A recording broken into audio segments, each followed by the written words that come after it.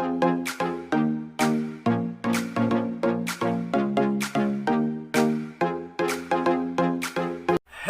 what's up people of the Philippines? It's Nan Bautista, your teacher, seafarer, and your partner in love and life. Welcome to my vlog and welcome to my channel. Alam nyo guys, most of Pinoys really like singing and dancing. That's why most of us ay gustong gusto talagang makinig ng music. So every time na wala tayong ginagawa or kung may ginagawa man tayo, pag may music, 'di ba, mas lalo kang ginaganahang kumilos. So the main problem is most of us really don't know how to download music. So for this video ay tuturuan ko kayo ngayon kung paano mag-download ng video and MP3 music using your own laptop or desktop computer. So alam ko rin na most of us ay wala rin computers. So, pwede rin nyo itong gawin sa computer shop. But make sure na walang naglalaro ng online games. Dahil alam naman natin na once na nagda-download ka, nagiging cost yan ng pag-log nung mga naglalaro. At kung ayaw masisi sa pagkatalo nila, wag mo na lang tangkain mag-download ng music or ng video habang may maglalaro sa computer shop. Okay, simulan na natin. Madali lang naman siya. So, ang first step na dapat natin gawin ay buksan lang natin yung browser na gagamitin natin para makapagbukas ng YouTube. So, punta ka lang. Ang gamit kong browser ay Google Chrome. Then, type mo sa search bar ang YouTube. Then, open mo ang YouTube page. Then, add ka lang ng new tab. Then sa new tab, i-type mo yung YouTube to MP3. So dito makikita mo madaming lalabas na website na pwede mong pag-downloadan ng MP3 music. Lahat to pwede mong gamitin, but I prefer to use this ytmp3.cc. Dati ginagamit ko yung www.flvto.biz, kaso lang masyadong maraming ads na lumalabas. Kaya dito tayo sa ytmp3.cc. Okay, since lumabas na yung mga kailangan natin o nandito na yung mga kailangan nating website, balik ka dun sa YouTube. Then sa search bar, search mo yung kanta na gusto mong i-download. So balik tayo.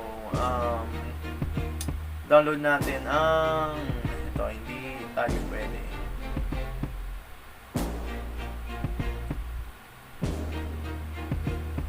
Kailangan mong pakinggan muna yung MP3 kasi minsan pangit yung audio, minsan putol, minsan mayroong mahabang blank space. So better to check din yung MP3 na or music na download mo. Hindi na tayo sa bandang dulo. Okay, so hindi siya putol. Kailangan mo lang i-copy yung URL, Ctrl-C. Then balik ka sa ytmp3.cc. Then paste mo yung URL doon. Then click mo yung convert. Wait ka lang. Okay, so yun na, na-convert na siya. Pwede mo na siyang i-download. Yan.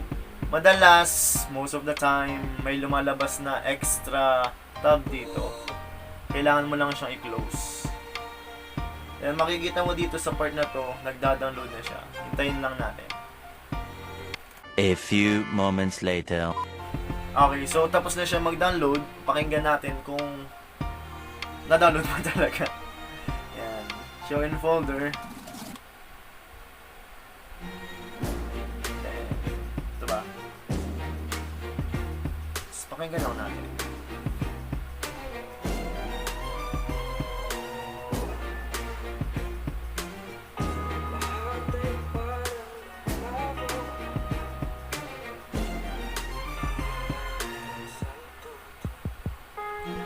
Gumagana naman siya.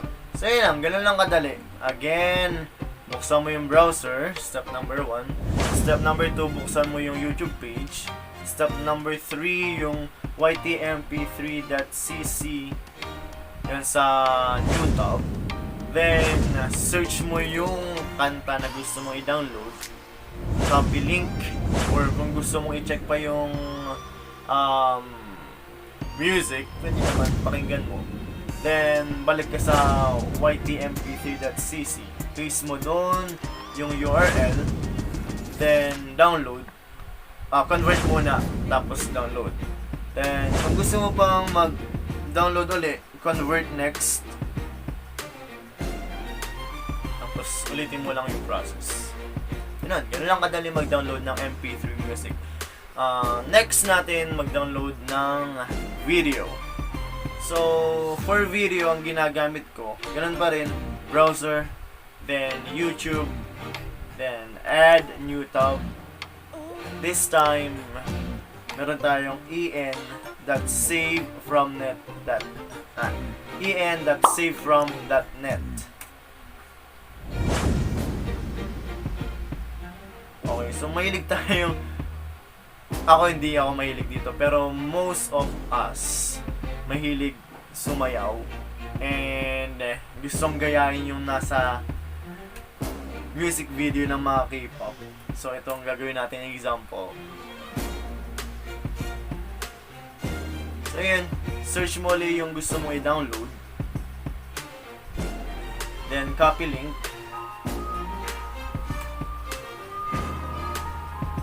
Then punta ka sa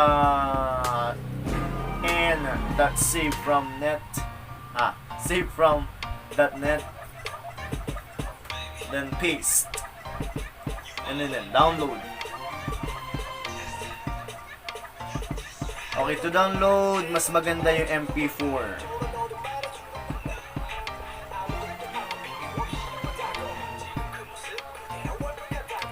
Ayan, may lalabas na naman siya na additional tab dito. So, close mo lang yan.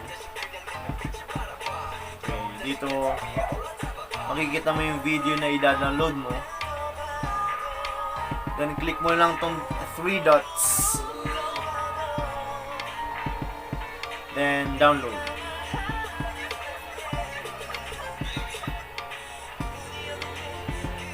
So, dito na siya. Hintayin lang natin siya matapos.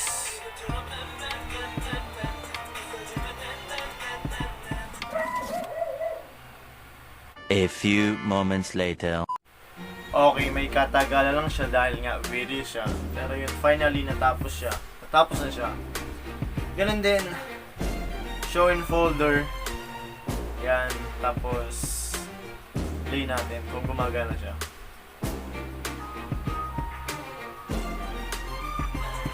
Yun. Yan, na-download mo na yung video. Pwede ka nang sumayaw-sayaw.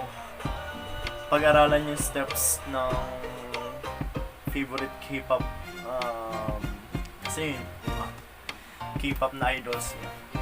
Ganyan lang kadali mag-download ng MP3 and video, MP3 music and videos using your computers.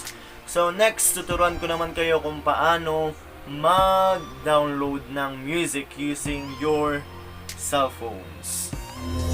But for now, ayan muna po ang aking tuturo. Diyan po nagtatapos ang ating vlog. Sana po ay natuto kayo mag-download and hindi kayo naguluhan sa process na i-share ko sa inyo. So, kung nakatulong itong video ito, don't forget to subscribe and click the notification bell para lagi ka updated sa videos and new uploads ko. That's all for tonight, or for today, or for this day.